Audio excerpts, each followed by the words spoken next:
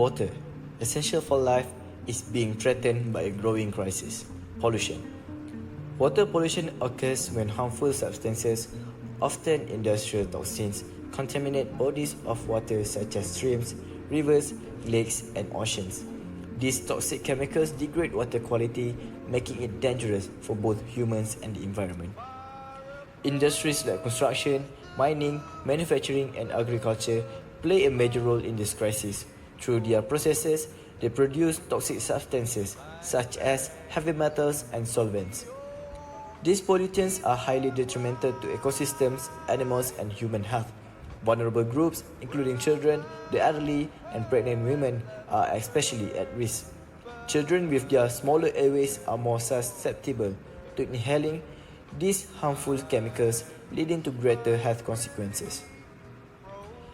In 2019, Malaysia was shaken by a stark reminder of this ongoing problem. The illegal dumping of chemical waste into the Sungai Kim Kim in Pasir Gudang, Johor, led to one of the worst environmental disasters in the nation's history. On the 7th of March 2019, the illegal disposal of toxic waste contaminated 1.5 kilometers of the river.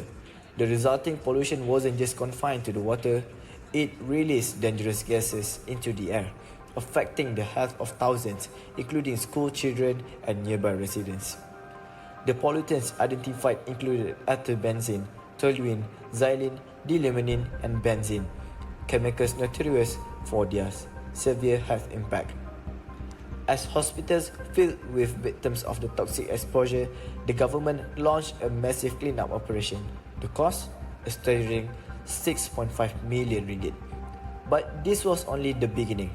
The total cost of the operation, including the mobilization of officials, exceeded 10 million ringgit. Though the 1.5 km stretch of Sungai Kim Kim was cleaned in less than a week, the damage had been done. Schools were closed, lives were disrupted, and even when they reopened in April, the community remained on high alert, taking precautions to protect themselves from lingering toxic fumes.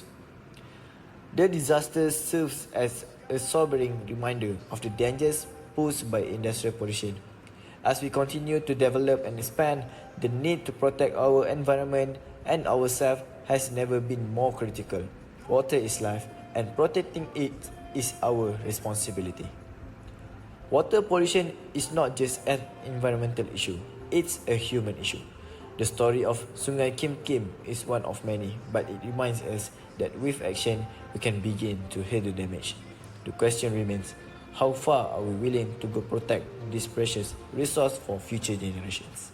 Hi guys, so today we are at UiTM Seremban 3. So we are going to conduct a survey on students about to see the knowledge about environmental management and about the impact of water pollution. Okay guys, let's go. So I want to ask you, what do you know about environmental? Not much, but Do you aware of the water pollution? yes, but not that deep. Do you know that our race is on dangerous right now? No. It's okay, thank you. Hi, do you know anything about environmental? Yeah, I do. Do you think how about the water pollution in Malaysia? Is good or bad? Yeah, actually it's bad. It's really bad. Do you aware the environmental in our world? Yes, I do. Okay, Alhamdulillah. Do you know the impact of water pollution in Malaysia right now? Yes, also.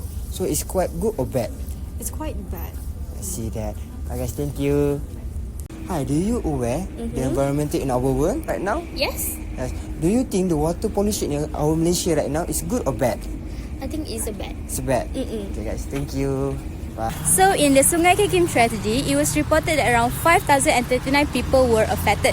979 was reported to sick and warded, while 26 were admitted to intensive care units from inhaling toxic vapor.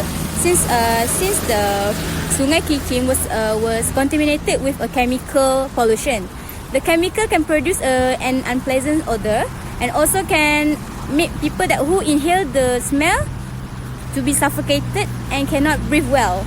Therefore, they were admitted to the ICU. Several gases also were detected as abnormal in the ambient air as it produced unpleasant odors. These chemicals can be released in the air when react with other chemicals and exposed to sunlight. The major symptoms are mainly headache, nausea, vomiting, breathing difficulties, eye irritation, chest redness, tightness and wheezing, dizziness and cough. So, the water quality of Sungai Kim Kim and Pasir Gudang here, which is said to be very polluted and can endanger aquatic life as well as humans. The water at the time was oily and black.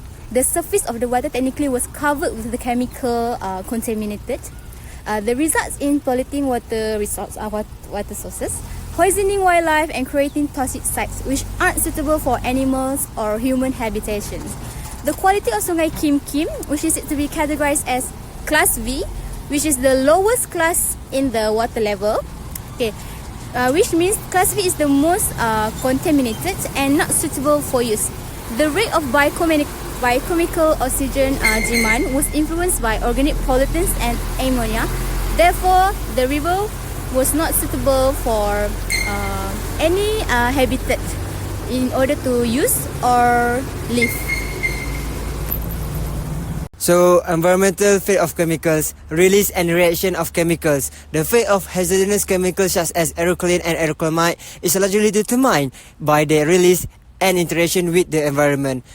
Aeroklin is notably unstable, producing a carbon monoxide and formidable. When it reacts with hydroxyl radicals and ozone, this instability, especially in enclosed spaces, can cause respiratory distress. Similarly to acrylate, reacts with hydroxyl radicals, forming formidable and formally correlated. So, based on these impacts, we can see that we have three impacts on health effects. Okay, based on the impact of water pollution in Kim Kim River, as you can see that we have health effects and environmental disaster. Based on health effect, firstly is the respiratory disease that increase the respiratory issues in the way of chemical exposure incidents such as the Kim Kim River disaster.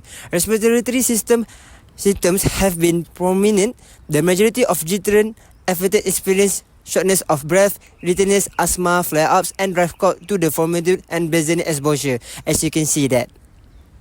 Comparative incidents between the Kim Kim River events took without facilities, minors, others global incident in the breadth of impact. For instance, while no cross-border pollution resulted from the Pasir Gudang accidents, transborder pollution did occur in England due to ammonia leak in Roman, France in 2013. And in health effect, we also have cancer. Cancer is a potential carcinogenic risk to conservative studies are limited, suggest that benzene exposure and other VOCs from industrial process in Pasir Gudang may pose a cancer risk, with particular association to acute lymphoblastic leukemia and acute myeloid leukemia. This risk is compounded by inadequate industrial waste management. And lastly, for health effect is on mental health.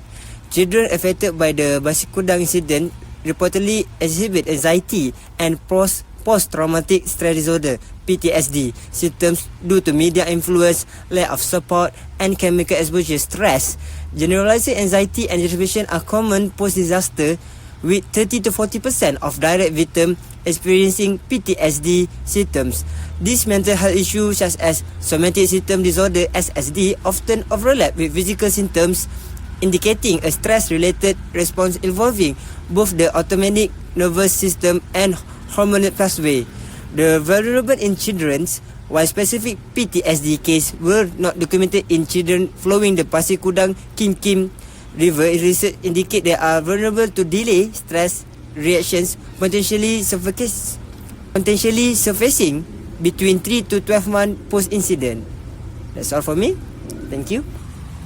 So the secondly of impact water pollution is environmental disaster. Water pollution threat to aquatic ecosystem. As you can see that aquatic life disruptions, the ongoing threat of water pollution to aquatic ecosystem is profound, with primary sources including industrial waste, pesticides, urban runoff and litter. Pollutants such as heavy metal, oil and pesticides harm aquatic organisms by causing deformities, reproductive issues and mortality. Pollution also promotes excessive algal growth, leading to oxygen dead zone that threaten marine biodiversity.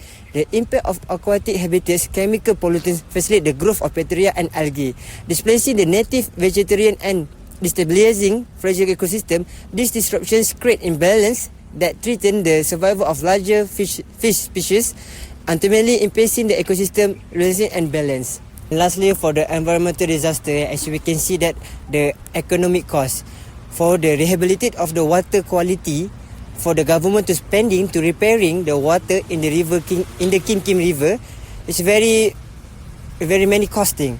It's not on the Kim River, also like in Klang River also. If this happen without QRI, it will cost a budget in government sector. Alright, thank you.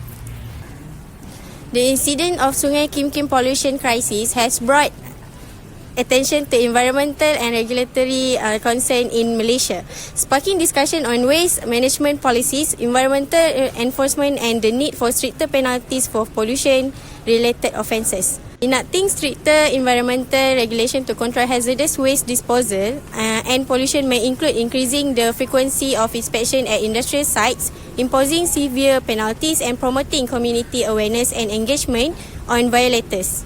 The government must first ensure regular and unannounced inspection at industrial sites. This can help to ensure that companies are complying with the waste management protocols and environmental standards.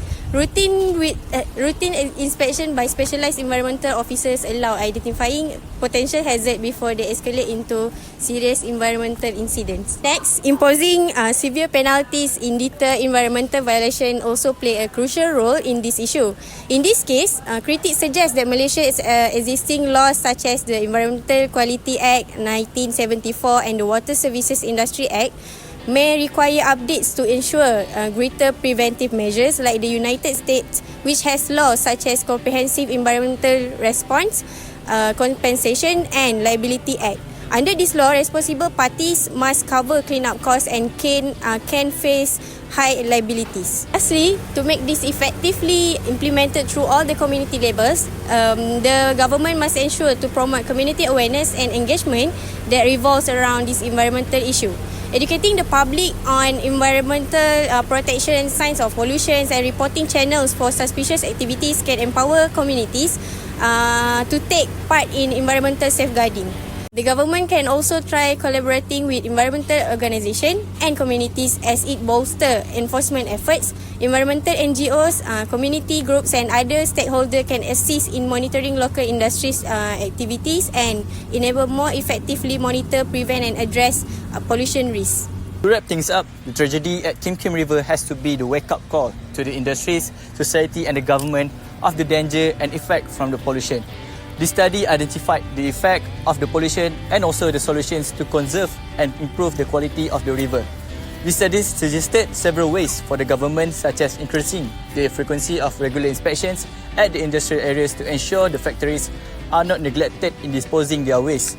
After that, imposing severe penalties to the factories who failed to comply with the law. This was suggested as the current laws are not sufficient with the damages done. Lastly, collaboration with society is the most important, since awareness has to come from the root. Well-aware society will help to prevent the pollution from occurring at the earlier phase.